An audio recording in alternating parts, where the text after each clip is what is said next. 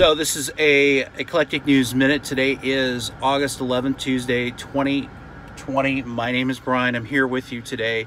Just kind of wanted to go over some things I was thinking about while I was hiking this morning. And one thing I really realized in the last 30 days, with all the executive orders and everything going on to continue pumping more money into the system, people don't understand true purchasing power. What I mean by that is that this affects senior citizens, this affects disabled people the most vulnerable. You know, Trump claims that he wants to help the vulnerable and help the elderly. He's really not, by printing all this money, because if you get a $1,500 SSI check every month, your base purchasing power is getting dwindled. And the reason why we aren't paying taxes, there's no reason to pay tax, because you're getting an indirect tax from Uncle Sam by the devaluation of the dollar. I mean, look at silver. It's gone up almost 43% in 1 month, 50% in 1 month. And that purchasing power affects the people the most vulnerable, not people that are actually working, because people are working, they're able-bodied, can get a second job, they can go home, move home with mommy and daddy if things get bad enough. They can cut their expenses, they can kind of do a little maneuvering, they can go into credit card debt, all that stuff. But when you're on Social Security disability and that's your only income, or if you're on Social Security and you have a very meager pension, this affects people that have the most, the people that are the most vulnerable. They lose the most in this. And that's what really pisses me off, is that this really affects those people the most. You know, people think, oh, the stock market's up to 27,000 again, all is well. No, that is nothing. You can't, people don't know what economics and purchasing power is. Gold and silver have never been meant to be an investment. They've only meant to be a hedge for the purchasing power of the dollar.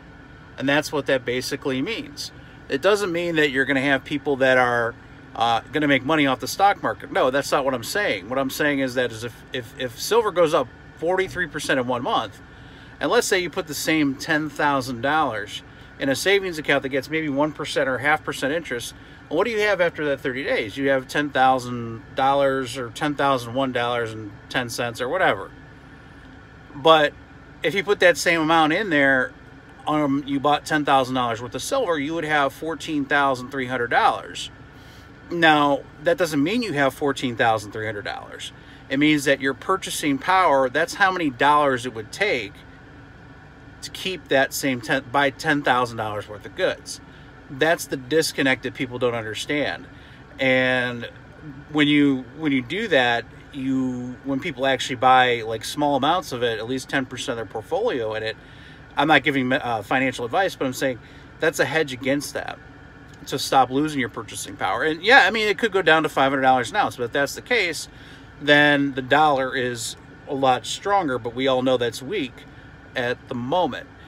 So people need a Austrian economic lesson on that. And I just wanted to tell you that, because this really hurts the savers. It hurts the people that actually do not consume all the time. The people that don't go into debt just to look good, to buy the Rolexes, to buy the nice cars and brag. But I don't see as many of those pictures on the internet anymore, people bragging about it, with 50 million people out of work. So you're going to see a continuation of business closures going down the road. You're going to see inflation hit even higher with the continued money printing. And basically, if you're not prepared, you're going to be in a lot of trouble, like most Americans are, living paycheck to paycheck. It's very important to, get close with your family, realize everybody's in this together, and to understand that we need to, basically pray for a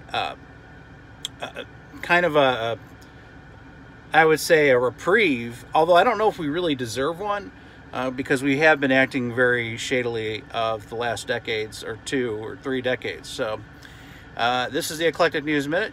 You guys have a great rest of your afternoon. Take care.